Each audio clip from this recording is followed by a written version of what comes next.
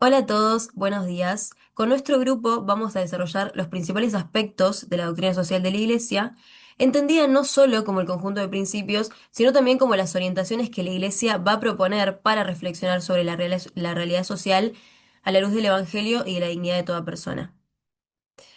A lo largo de nuestro trabajo vamos a ver, en primer lugar, los fundamentos de la doctrina social de la Iglesia y su concepción de la persona, después, cómo fue evolucionando el magisterio social a través de las distintas encíclicas, y por último, cómo estos principios se aplican a ámbitos concretos como la familia, el trabajo, la economía, la política, la construcción de la paz. En esta primera parte nos vamos a centrar en la persona y en los fundamentos de la doctrina social de la Iglesia. Desde esta perspectiva, la persona es considerada de manera integral, es decir, no solo como un individuo, sino también como un ser corporal, psicológico, social y también espiritual, que va a ser llamado a vivir en relación con Dios, con los demás y con la creación. Desde este marco, la teoría de Rula explica que nuestras decisiones siempre van a estar atravesadas por una tensión entre los valores que elegimos vivir y las necesidades personales que muchas veces actúan de manera inconsciente. Cuando logramos integrar esos valores, se fortalecen actitudes como la solidaridad, el diálogo y el compromiso con el bien común. Por eso es que la doctrina social de la Iglesia va a sostener que una sociedad más justa no depende solo de buenas leyes o de instituciones, sino también de personas que van a ser capaces de orientar su libertad hacia el servicio de los demás.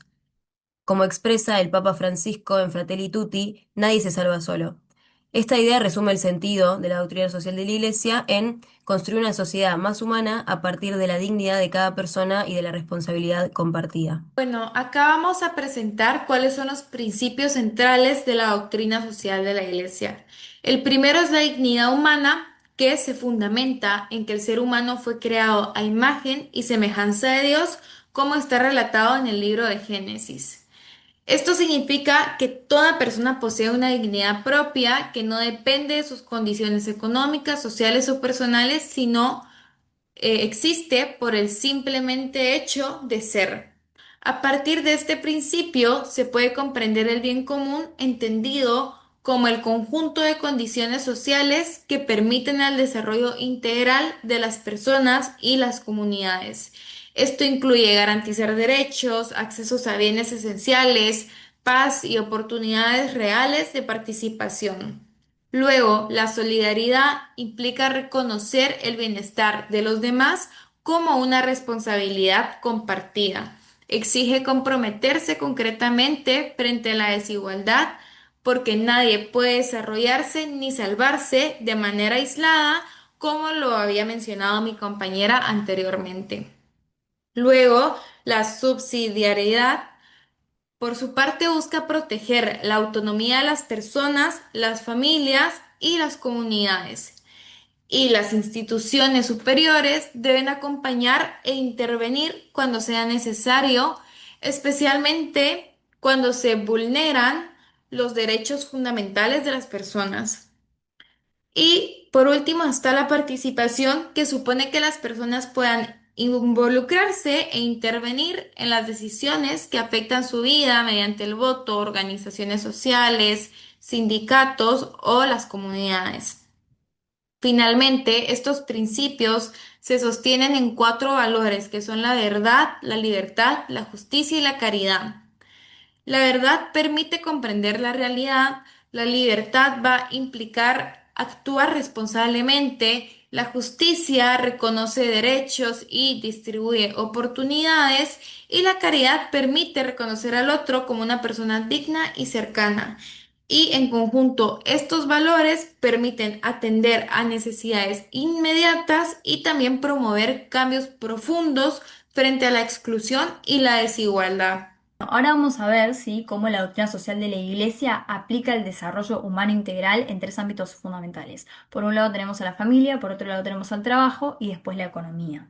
En primer lugar, cuando hablamos de la familia, tenemos que entender que es la base de la vida social, ¿sí? Es el espacio donde aprendemos desde el cuidado, la reciprocidad y la responsabilidad. Como se plantea en Amoris Laetitia, dice que no alcanza, digamos, con valorar a la familia de forma ideal, sino que también es necesario que existan condiciones y políticas que la acompañen y la sostengan.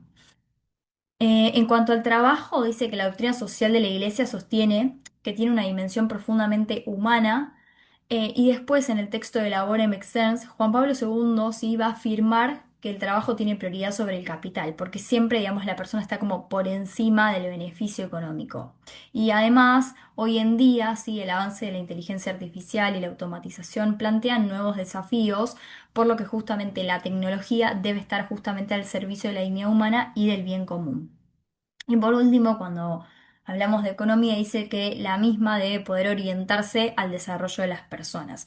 Es decir, Caritas in Veritate destaca justamente valores como la solidaridad, la gratitud y la confianza, mientras que en Dilexis T va a recordar que las personas en situación de pobreza no deben ser vistas, digamos, como únicamente, digamos, destinatarias de ayuda, sino como protagonistas justamente de su propio desarrollo.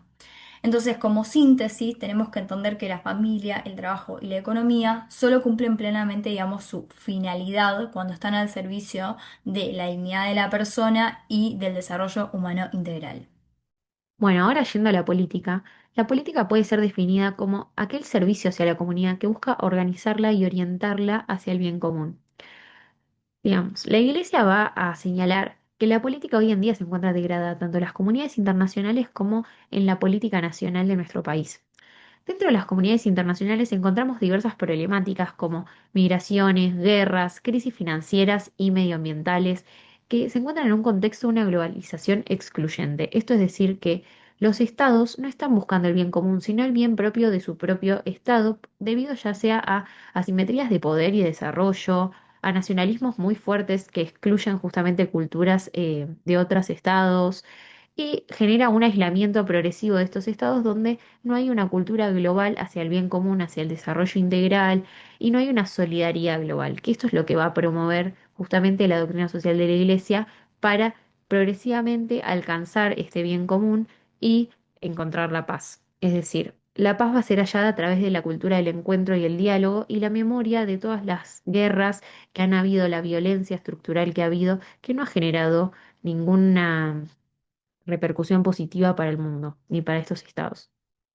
De luego, yendo a nuestro país, a la política nacional, encontramos un populismo muy fuerte que lo que genera es excluir aquellas opiniones que no van de acuerdo a este populismo. Entonces, lo que va a promover la doctrina social de la Iglesia va a ser justamente un diálogo y un encuentro donde haya una ciudadanía responsable y una libertad política, una libertad de poder expresar la opinión política sin ser violentados, agredidos. Entonces, de esta manera vamos a alcanzar una amistad social y un bien común, porque a partir de las familias, de las escuelas, el trabajo y los medios de comunicación que otorguen realmente acceso a información real, va a promover justamente una ciudadanía más responsable, espacios de encuentro y de diálogo real. Y por ende vamos a hallar justamente la paz dentro de nuestro país y va a dejar de haber una brecha o una polarización tan grande.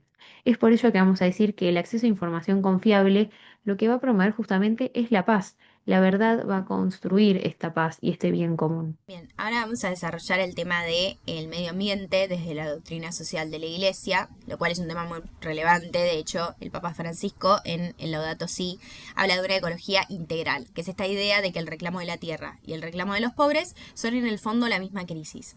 Esto es así porque los problemas ambientales no nos afectan a todos por igual, sino que golpea más a las comunidades que tienen menos recursos, a los trabajadores más expuestos, a los pueblos originarios, a las generaciones futuras también. Por eso, hablar de ecología también es hablar de justicia. Argentina tiene una riqueza natural enorme, pero enfrenta deforestaciones, incendios, contaminación y conflictos por el acceso al agua. Y frente a esto se nos pide actuar con prudencia, dejando participar a las comunidades y pensando en las próximas generaciones. Además, el destino universal de los bienes no es solo económico, porque incluye el agua, el aire y los territorios, por lo que la propiedad debe tener una función social y ambiental. Este cambio de época también está muy marcado por la digitalización y la inteligencia artificial, que puede mejorar mucho nuestras vidas, pero también puede concentrar mucho poder e inclusive podría dejar a las personas sin trabajo. En el documento Magnífica Humanitas propone pensar la tecnología desde la dignidad humana, para que la eficiencia nunca reemplace a la responsabilidad. Para renovarse, la Iglesia necesita escuchar y caminar junto a la sociedad. se destaca la sinodalidad y la participación de los laicos como caminos posibles, algo que sería clave en América Latina, donde las comunidades aportan saberes muy valiosos. En síntesis, aplicar la doctrina social en Argentina significa una economía al servicio de las personas, una política como servicio y una ecología integral. Y esto solo cobra fuerza en acciones concretas: el trabajo digno, el cuidado de los más vulnerables y de los bienes comunes. La esperanza cristiana frente a esto no es evasión, sino que es responsabilidad histórica.